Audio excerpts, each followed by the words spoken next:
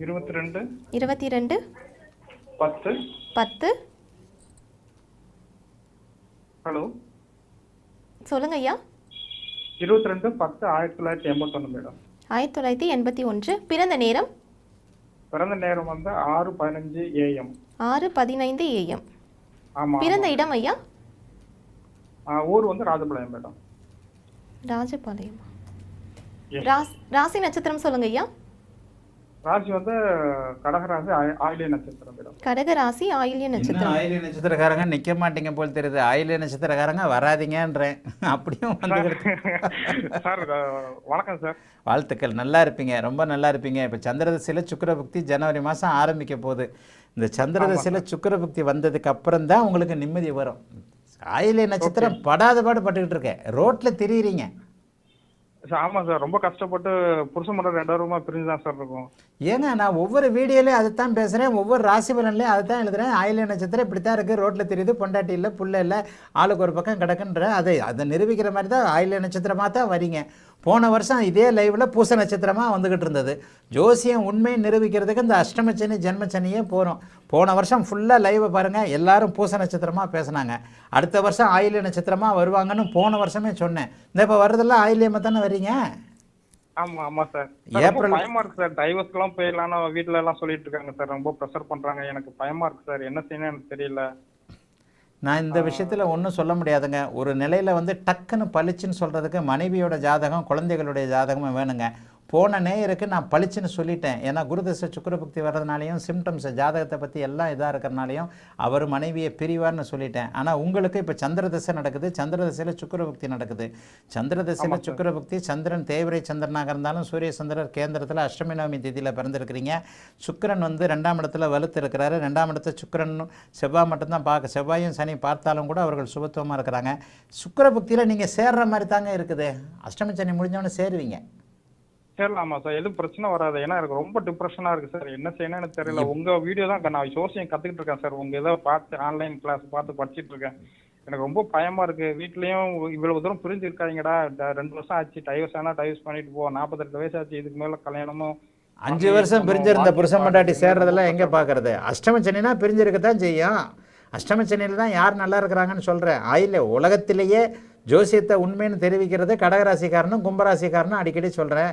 கும்பராசிக்காரங்களாவது 40-50 வயசுக்கு மேலே second round 7 சனி இருக்கிறவங்க நல்லா தான் இருக்கிறாங்க.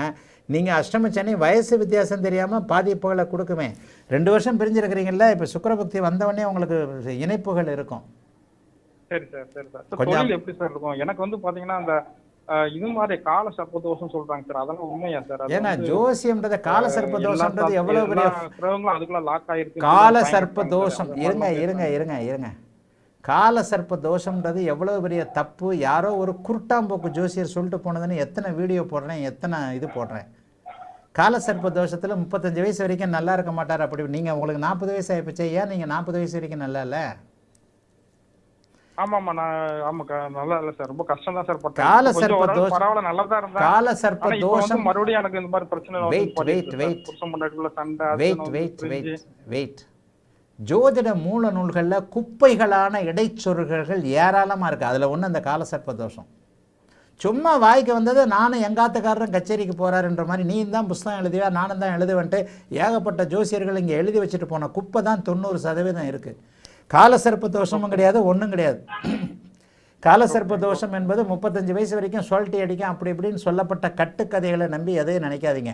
தசாபக்தி அமைப்புகள் தாங்க அவங்களுக்கு பலனத்தை கொடுக்கும். இந்த மாதிரியான அமைப்புகளில் உங்களுக்கு மனம் சரியில்லாத அமைப்பு, சந்திரன ராகும் சேர்ந்து போச்சு, நீங்கள் ஒரு ஸ்டெடியான முடிவு எடுக்க முடியாதவர். எதுலையுமே டக்குனு தற்கொலை கூட போயிடலாமான்னு யோசிச்சேன். ஐயோ கடவுளே, கஷ்டமெல்லாம் தீரப்போகுது. ஏன் இந்த மாதிரி ஒரு நெகட்டிவான வார்த்தை சொல்கிறீங்க? மனுஷன் பிறந்தது சந்தோஷமாக வாழ்கிறதுக்குங்க, செத்து போகிறதுக்கு கிடையாது. நம்ம இறந்து போனால் நம்ம மட்டுமா இறந்து போகிறோம், நம்முடைய மனைவி குழந்தைகள் எல்லாருமே பாதிக்கப்படுறாங்கல்ல. அந்த வார்த்தை சொல்லலாமா நீங்கள்? கரெக்ட் தான் சார். ஆக்சுவலி எனக்கு நிறைய அவமானம் ஆயிடுச்சு சார். என்ன செய்யணும் தெரியல, எப்படி நடந்ததுன்னு தெரியல சார் எல்லாமே. நீங்கள் என்ன சொன்னாலும் எனக்கு அது பழகி போனதாக இருக்கும். ஏன்னா ஆயில்ய நட்சத்திரக்காரங்க எல்லாருமே ஆன்லைன் அப்பாயின்மெண்ட்டில் வர்றதில் 40-50% ஆயில்ய நட்சத்திரம் தான். ஸோ உங்கள் கதையை கேட்டு கேட்டு கேட்டு கேட்டு அப்படியே ஒரு இந்த லெவலில் இருக்கிறேன். ஒரு ஜோசியருக்கே இதுதான். அஷ்டமச்சனி 7.5 சனியில் தான் அதே மாதிரி ஜோசியம் பார்க்க வருவாங்க. ஆயில்ய நட்சத்திரக்காரன் படாத பாடு பட்டுக்கிட்டு இருக்கிறாங்க. கிட்டத்தட்ட வாழ்க்கையின் விளிம்புக்கே அந்த ஒரு படத்தில் பராசக்தியில் ஓடினால் வாழ்க்கையின் ஓரத்துக்கே ஓடினால்ன்ற மாதிரி ஓரத்துக்கு தான் ஓடிக்கிட்டு இருக்கீங்க. பொண்டாட்டி இல்லை, புள்ள இல்லை, புருஷன் இல்லை, இந்த நிலைமை எல்லாம் சரியாக. இந்த சுக்கிர புக்தி வரப்போகுது, லக்னாதிபதி புக்தி வரப்போகுது, பிப்ரவரி மாதத்துக்கு பிறகு மாற்றம் வரப்போகுது, பொண்டாட்டி வரப்போகுது. போனனே இருக்கு, பொண்டாட்டி இருக்காதுன்னு சொன்னேன், உங்களுக்கு பொண்டாட்டி இருக்கும்னு சொல்கிறேன். ஜோசியத்தை புரிஞ்சுக்கங்க.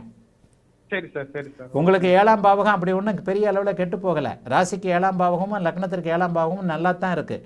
ராசிக்கு 7ஆம் பாவகத்தை குரு பார்க்குறார். 7ஆம் அதிபதி 11ஆம் வீட்டில் நட்பு நிலைமையில தான் இருக்கிறார். உங்களுக்கு குடும்பம் பிரிவதற்கான அமைப்புகள் இல்லை. கொஞ்சம் சம்பாதிக்க ஆரம்பிச்சிங்கன்னா திருப்பி பொண்டாட்டி வரத்தான் செய்யும். பொண்டாட்டிக்கு என்னங்க, புருஷன் சம்பாரித்து ஒழுங்காக இருந்தால் எந்த பொண்டாட்டிங்க கோச்சிட்டு போக போகுது? நீங்கள் நல்லா இல்லைங்க. நீங்க நல்லா தான் சார் இருந்தேன் சார். நான் நல்ல வேலைக்கு போயிட்டு நல்லா சம்பாத்தியம் பண்ணிட்டு தான் சார் இருந்தேன். சரி, இப்போ நல்லா இல்லையா 2 வருஷமா? ஆமா சார், இப்போ எனக்கு வேலை போயிடுச்சு, எல்லாமே போயிடுச்சு சார். எல்லாம் போயிட்டு ரொம்ப கஷ்டப்பட்டு வீட்டுல ரொம்ப மனசு உடைஞ்சி அவங்க வேற கல்யாணம் பண்ணிக்க டைவர்ஸ் பண்ணணும்னு அவங்களும் சொல்றாங்க. பாடுறா, வேலை வெட்டி இல்லை, இதுல வேற இன்னொரு கல்யாணம், இன்னொரு டைவர்ஸ், புது மாப்பிள்ளை 2வது கல்யாணம் கேக்குதா சார்? 2வது கல்யாணம் எனக்கு இப்ப ஆசை இல்லை சார். 42 வயசு ஆச்சு, இதுக்கு மேல நான் கல்யாணம் பண்ணி என்ன சார் பண்ண? அப்புறம் இருந்தாலும் வீட்டுல உள்ளவங்க கேக்குறாங்களா, தனியா இருக்கடா, உனக்குன்னு ஒரு ஆள் வேணும், யாரோட ஒண்ணு பாதுகாக்கணும் இல்லையா? நம்மளை கெடுக்கிறதுக்கு வீட்டுல உள்ள அந்த அம்மா மனசு வெறுத்து போய் தான் சார் நம்ம இருக்கோம். ஆமா, அஷ்டமச்சனி வெறுக்கத்தான் செய்யும். நம்மளை கெடுக்கிறதுக்கு அந்த அம்மா அப்பாவே போருங்க. நம்ம ஒழுங்கா இருந்தா கூட மற்றவங்க தூண்டுறாங்க பாருங்க, ரோட்டில் சொந்தக்காரங்கன்னு போகிறவங்க, வெளியில் இருக்கிறவங்க, அது இருக்கிறவங்க. இந்த கதையெல்லாம் பேசாதீங்க. அஷ்டமச்சனி உங்களை போட்டு ஆட்டிக்கிட்டு இருக்கு 2 வருஷமா. பொண்டாட்டியெல்லாம் மார்ச் மாதம் வரைக்கும், அதாவது பிப்ரவரி தை மாதம் பிறக்கிற வரைக்கும் திரும்பி வராது. தை மாதம் வேலை வெட்டி எதுவுமே இல்லாதவருக்கு எல்லாமே இப்படி தான் இருக்கும். வேலை இருக்காது, இது இருக்காது, அசிங்கமாக இருக்கும், அவமானமாக இருக்கும், எண்ணங்கள் வேறு மாதிரி இருக்கும். இது எல்லாம் போகுது பிப்ரவரி மாதத்துக்கு பிறகு. ஒழுங்காக இருங்க. பொண்டாட்டி பிள்ளையோட சேர்ந்து அடுத்த வருஷம் ஏப்ரல் மாதத்துக்கு பிறகு அஷ்டமச்சனி முடிஞ்சதுக்கு பிறகு மனைவி திரும்பி வர்றது, திரும்ப ஒன்றா இருக்கிறது, வேலை கிடைக்கிறது எல்லாம் நடக்கும். பொறுமையாக இருங்க, மனசை விட்டுறாதீங்க. வாழ்த்துக்கள், நல்லா இருப்பீங்க. அழைத்ததற்கு நன்றி ஐயா. நேயர்களின்